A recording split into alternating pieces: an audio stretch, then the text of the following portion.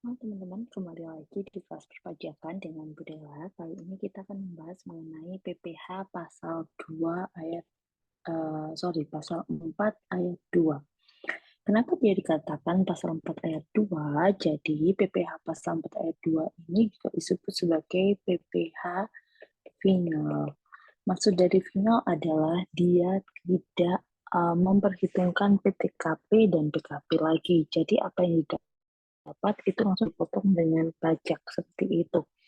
Nah, PPh pasal 4 ayat 2 ini dikenakan kepada wajib pajak yang memperoleh penghasilan sebagaimana diatur dalam Undang-Undang Pajak Penghasilan.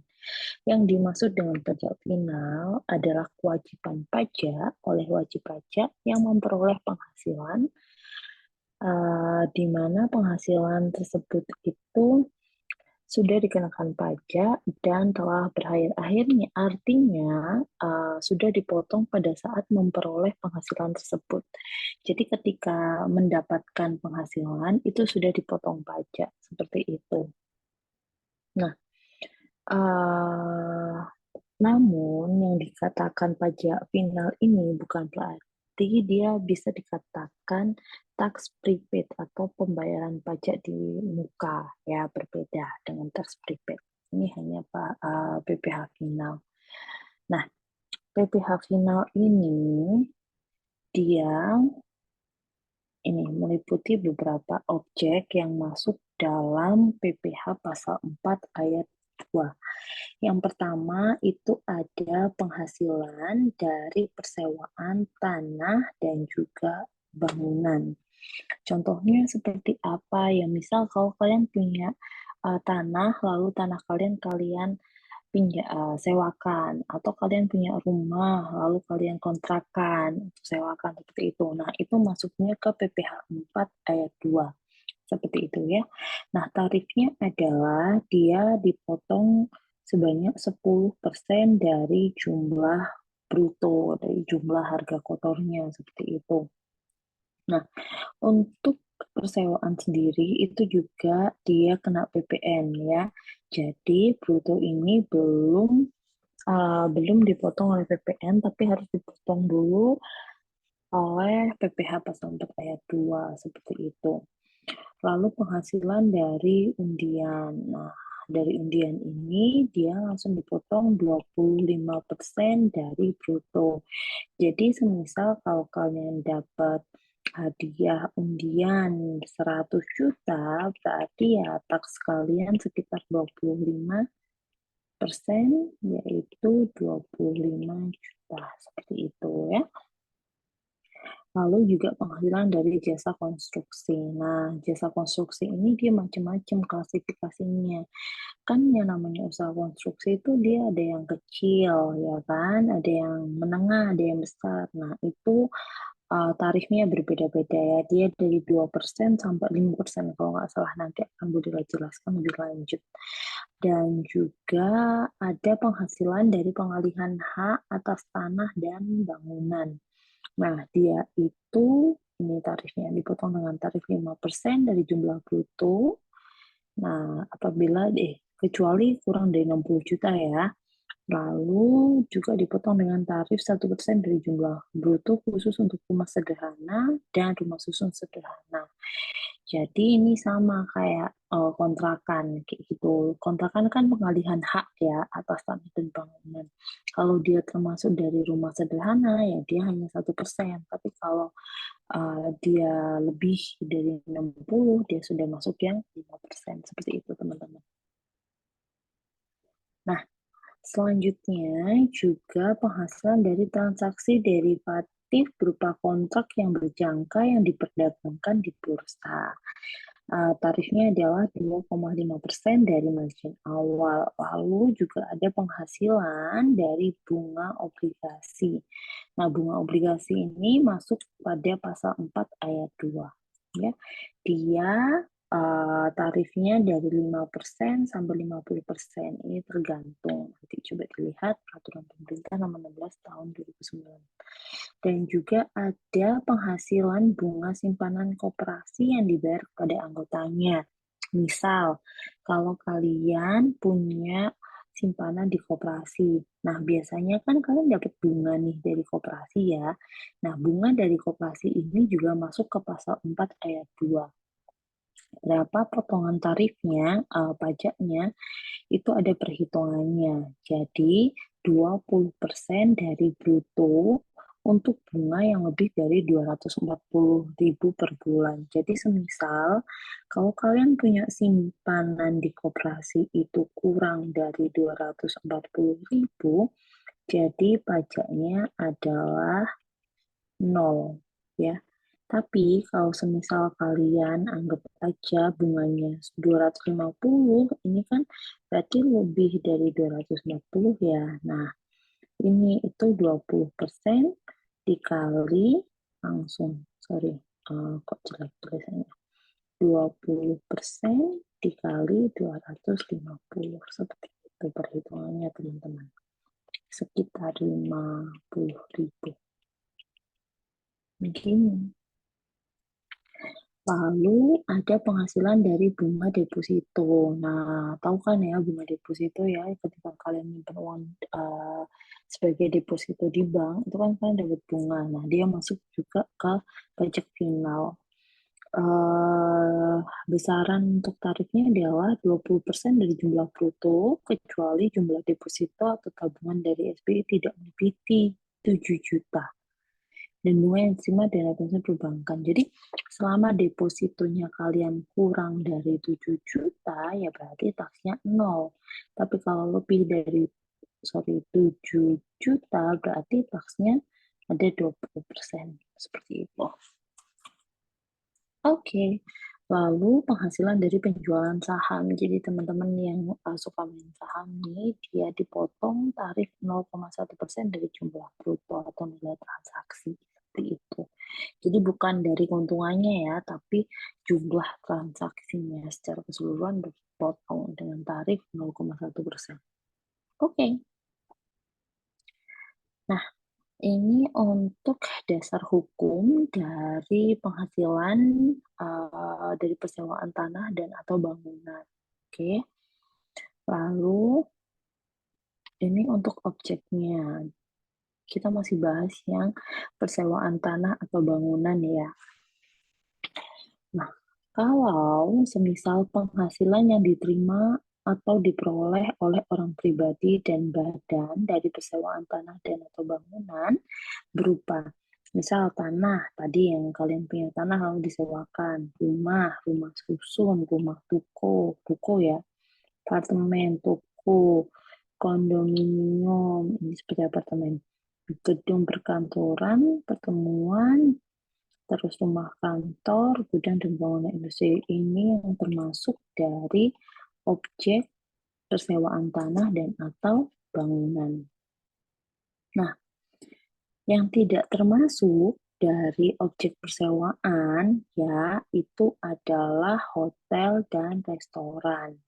Misal kalau kita ngomongin sewa tempat ya, hotel kan juga termasuk nih, tapi hotel juga tapi hotel tidak masuk ke PPh 4 ayat 2 karena dia bukan menjadi objek pajak final, tapi untuk pajak hotel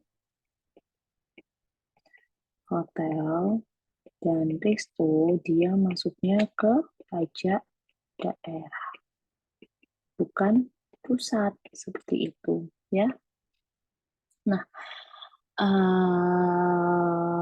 oke, biasanya persewaan ruang untuk kegiatan misal nih kalian pinjam gedung untuk nikahan atau untuk acara seperti itu masuknya bukan ke PPh 4 ayat 2. Bisa dipahami ya? Oke, nah sekarang untuk bagaimana pembayaran PPh-nya. Jadi ini posisinya adalah penyewa di sini. Nah, ini ada penyewa di sini. Lalu apabila penyewanya itu orang pribadi, berarti misal kalian nih yang menyewa dan bukan subjek pajak, ya kan? Nah, lalu kalian tuh harus membayar sendiri PPh-nya seperti itu oleh pihak yang menyewakan. Jadi kalian bayar ke pihak yang menyewakan seperti itu. Nah, nanti pihak yang menyewakan yang menyetorkan, seperti itu ya. Nah, apabila yang menyewa ini orang pribadi yang ditetapkan oleh Ditjen Pajak, seperti apa nih? Misal yang menyewa tuh badan pemerintahan, subjek pajak dalam negeri, penyelenggaraan kegiatan, BUT, ya, perwakilan perusahaan, seperti itu. Nah, itu langsung dipotong. Yang memotong siapa? Penyewanya. Langsung, ya.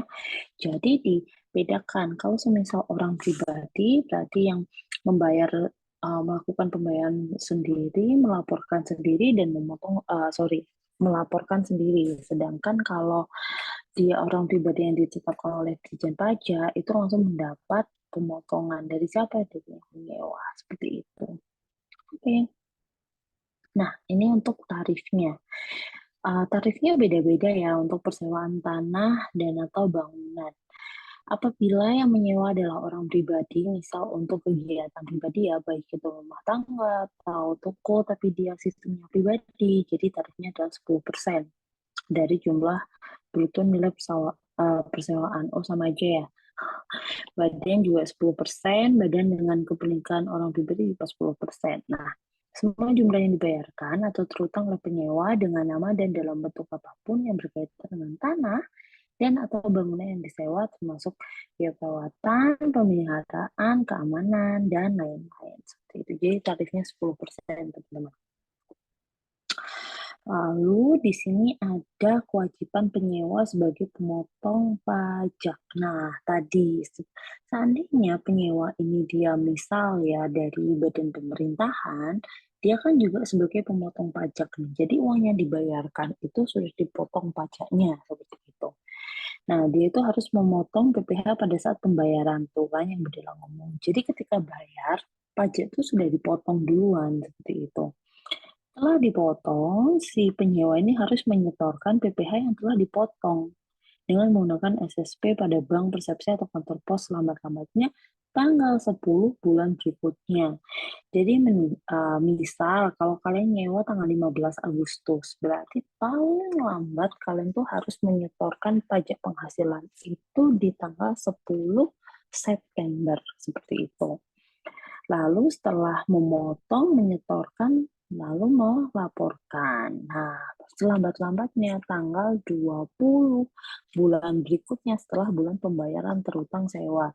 Jadi misal ya, sewa tanggal 15 Agustus.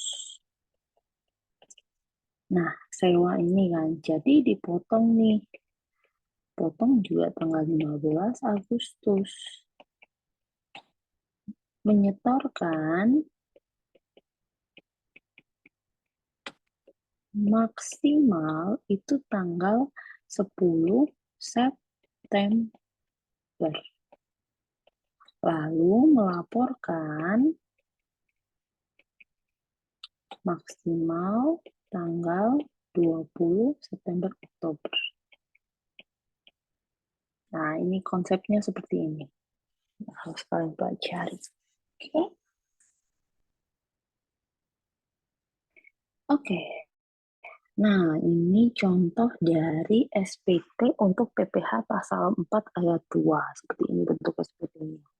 Ya, surat pemberitahuan SPP ke PPh pasal 4 ayat 2. Nah, ini lanjutannya. Seperti itu. Oke. Itu untuk persewaan tanah dan bangunan. Sekarang untuk pajak penghasilan atas penghasilan usaha jasa konstruksi. Sekali lagi konstruksi dia masuk PPh final ya, PPh pasal 4 ayat 2. Dasar hukumnya itu berlakunya per itu. Nah, ini ada pengertian jasa konstruksi adalah layanan jasa konsultasi. Dia bukan hanya yang membangun ya, jadi event konsultasi perencanaan itu sudah masuk ke jasa konstruksi. Ya, dan juga layanan jasa pelaksanaan, layanan jasa konsultasi pengawasan seperti itu ya. Lalu dia juga mencakup pekerjaan arsitek, sipil, mekanikal, elektrikal, nah, itu semua masuk ke konstruksi. Ini kalian bisa baca ya yang masuk dari maksud dari konstruksi itu seperti apa. Oke, ini jadi konstruksi itu banyak ya teman-teman, bukan hanya kita ngomong kontraktor. Oh berarti yang membangun rumah, bukan ya. Tapi konstruksi di sini itu dia sebagai merencanakan ya kan sebelum adanya bangun rumah dibangun, lalu juga melaksanakan konstruksi tersebut, terus juga bisa pengawasan konstruksi, bisa penggunaan jasa untuk layanan jasa konstruksi ya kan, lalu juga layanan terhadap orang-orangnya. Nah, seperti itu. Jadi banyak ya yang bisa dikerjakan di perusahaan konstruksi. Nah, ini untuk subjek pajak usaha jasa konstruksi. Bisa orang pribadi, bisa badan, bisa bentuk usaha tetap yang bergerak di bidang perencanaan, pelaksanaan, dan pengawasan konstruksi. Nah, untuk tarifnya, ini yang harus kalian pahami. Oke, dia bersifat final. Jasa apabila untuk jasa pelaksanaan dia dibagi ada berapa nih? Ada tiga begini. Jelek ya. Belum. Oke. Jadi ini batasannya. Oke. Untuk jasa pelaksanaan apabila dia klasifikasinya usaha kecil maka 2%. Apabila dia tidak punya kualifikasi usaha 4%. Apabila dia menengah atau besar, dia 3%. Dari jumlah pembayaran atau jumlah penerimaan yang merupakan bagian nilai kontrak tidak termasuk PPN. Jadi misal nih nilai kontrak konstruksi 1M ya sudah 1M langsung dikalikan ini atau ini atau ini kayak gitu. Karena dia sifatnya final. Setelah itu baru dikurangi PPN. Nah, taunya dia usaha kecil, menengah, besar atau tidak dari mana, Bu? Yang namanya usaha, itu kan dia biasanya ada SIUP ya, surat izin usaha ya. Nah, dari situ kan kita bisa tahu dia klasifikasinya apa. Kalau dia tidak terkualifikasi ya langsung masuk yang 4%. Itu untuk pelaksanaan. Lalu untuk perencanaan dan pengawasan, kalau dia punya klasifikasi 4%, kalau dia tidak 6%. Seperti itu. Paham ya? Dari apa? Dari nilai kontrak. Seperti itu. Nah, untuk pelunasannya dari usaha jasa konstruksi ini eh, apabila yang memakai jasa, maksudnya di sini pemberi hasil itu yang memakai jasa itu pemerintah, BUT, terus ini, maka tarif sudah dipotong. Itu ini. Tapi kalau semisal yang memakai jasa itu ini orang pribadi atau bukan subjek pajak, jadi tarif belum dipotong dan harus disetor sendiri, harus setor sendiri. Yang minta siapa? Yang punya jasa kontrakan, seperti itu. Kontrakan, sorry, jasa konstruksi. Paham ya? Selanjutnya, oke, ini sudah. Oke, nah, ini kalau tata cara hampir sama ya. Yang tadi ya, tanggal 10, terus tanggal 20, jangan sampai telat. Nah, itu nanti bisa dibaca sendiri. Oke, nah ini untuk hadiah undian. Dasar hukumnya adalah seperti itu. Pasti banyak yang tanya, kenapa sih hadiah undian tuh harus dipotong pajak 25%? Gede banget ya. Why? Iya enggak? Nah, karena besarnya PPh yang wajib dipotong sebesar 25% dari jumlah bruto atau nilai hadiah ini, karena itu tadi penghasilan yang didapat atau hadiah yang didapat tadi itu bukan merupakan imbalan langsung atas pekerjaan atau jasa yang dilakukan oleh wajib pajak. Dan cara memperolehnya pun itu tidak memerlukan biaya dan tenaga sebagaimana yang terjadi jika kalian bekerja. Seperti itu. Oleh karena itu, hadiah undian itu dipotong sebesar 25%.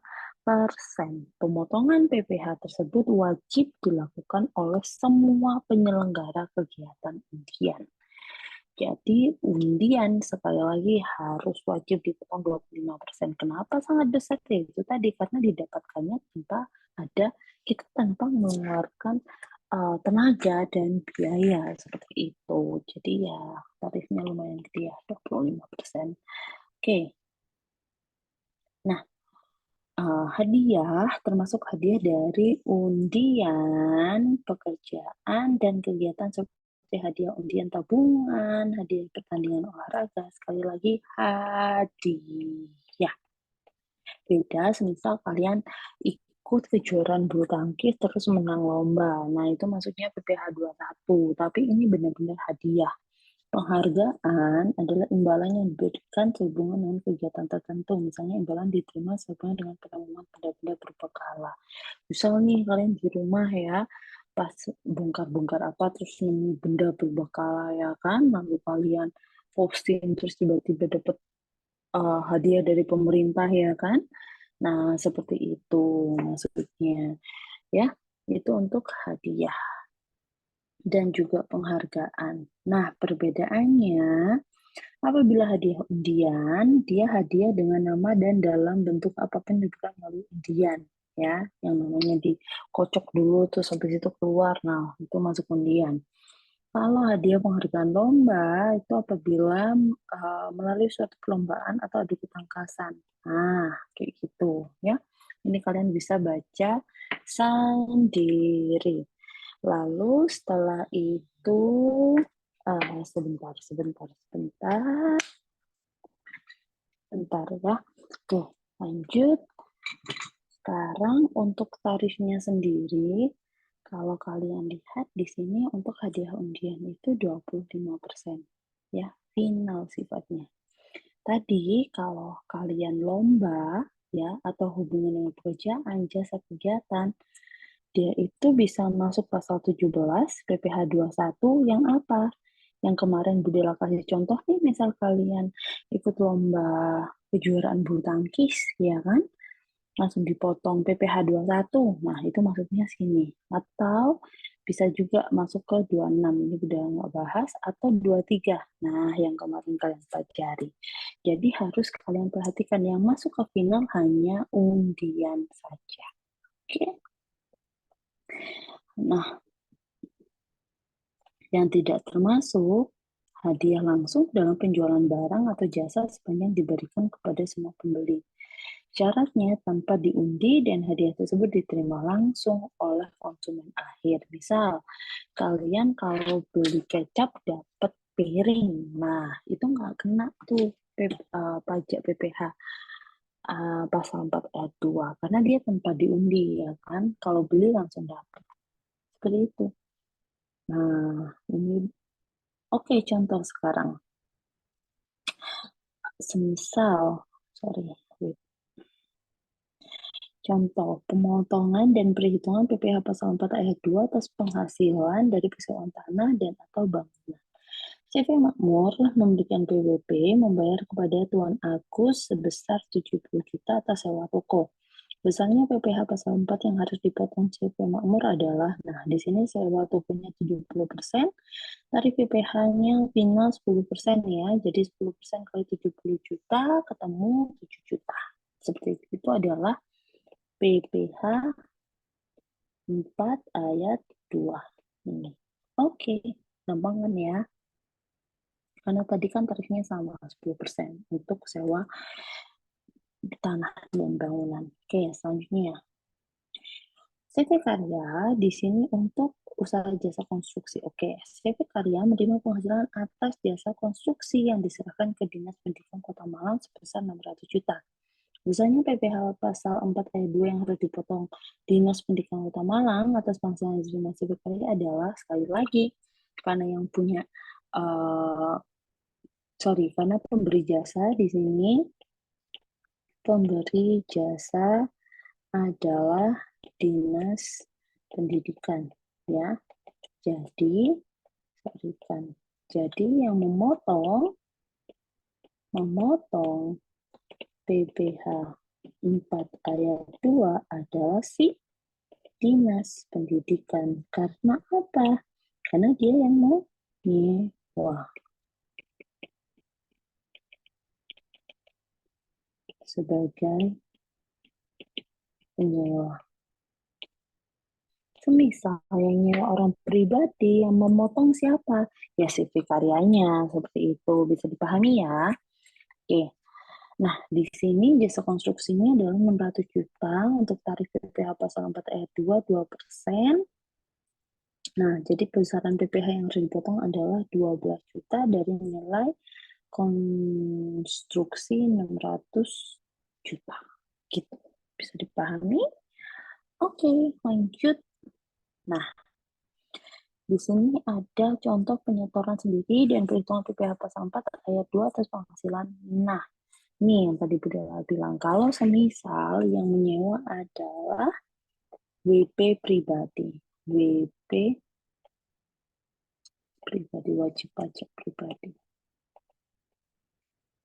Oke. Tuan Roy, nah berseorang memiliki NPWP. Menerima penghasilan atas penjualan tanah berikut bangunannya sebesar 2,5 M.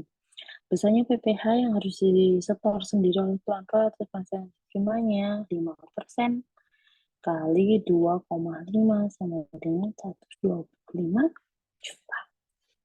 Ini PPh 4 ayat 2. Oke, lanjut.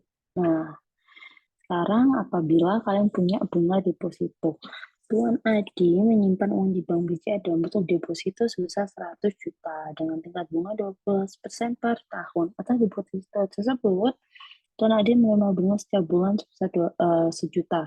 Berapa besaran pajak yang harus dibayarkan atas bunga deposito? Sekali lagi, untuk deposito yang dihitung pajak final adalah bunganya. Nah, depositonya di mana hitungnya? Itu di PPh 23. Bunganya di 4 ayat 2. Jangan kebalik, ya. Jadi kalau ada soal kayak gini, yang kalian hitung itu bukan 100 jutanya, tapi yang bunganya. 100 jutanya, bukan 100 jutanya. Jadi bunganya per bulan itu 1 juta dikali 20%. Jadi sebulan dia itu harus dipotong 200.000 untuk pajaknya. Sehingga setahun pajak depositonya itu 2.400.000. Jadi kurang lebih dia itu untuk bunga setahun itu kan 12 juta ya, dikurangi 2,4. Jadi bersihnya dia ketemu 9,6 juta bunga after tax. Itu teman-teman. Contoh selanjutnya, bunga deposito tidak kena pajak. Tadi sudah jelaskan apabila kurang dari 7 juta, maka tidak kena pajak. Ini yang harus kalian pahami. Seperti itu. Menghilang. Oke. Ya, lanjut ya. Jadi, karena dia kurang dari 7 juta, bunganya itu 70.000 ya kan. Jadi tidak perlu baca bunga lagi atau berapa persen bunganya. Sudah kalau kalian ngomong dia 7 juta ya kan, berarti dia tidak dipotong PPh pasal 4 ayat 2. Gampang ya? Nah, lalu untuk tabungan. Ariana memiliki tabungan di Bank CMB dengan rata-rata saldo itu ini. Bunga yang diberikan itu 3.375. Bagaimana kewajiban pemotongan? Jadi, jangan dilihat jumlah uangnya yang ini ya, jangan ya. Tapi harus dilihat yang ini bunganya. Jadi 20% kali bunganya ketemu 675. Ini per bulan. Jadi kalau setahun bunganya adalah segini. Bukan bunga ini. Pajak ya. PPh 4 ayat 2 setahun. Yang dipotong. Oke. Nah, ini untuk simpanan koperasi yang harus kalian pahami. Di sini dia membagikan bunga setiap tanggal 25, anggota koperasi yang berbunga salah satunya adalah Rani. Berdasarkan data yang ada, Rani mendapatkan bunga simpanan sebagai berikut. Nah, di sini sudah Budela kasih contoh. Kasih note, tapi nanti kalau ujian tidak ada ya. Di sini ada tulisan tarif 0% untuk bunga sampai dengan 250 dan 10% untuk yang lebih dari 250. Jadi untuk Januari, karena dia lebih ya, lebih, jadi dia langsung dikali 10%, ketemu ini.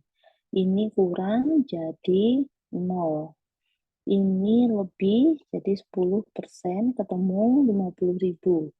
Ini masih 40 ya, jadi 0. Ini lebih jadi 10%, ketemu 25.000, dan ini juga lebih, ketemu 30.000. Jadi ini adalah pajak yang harus dibayar oleh Rani. Paham ya? Sekali lagi, adalah kurang dari 240 atau 240. 0%, 10%, 1000. Oke. Oh, habis.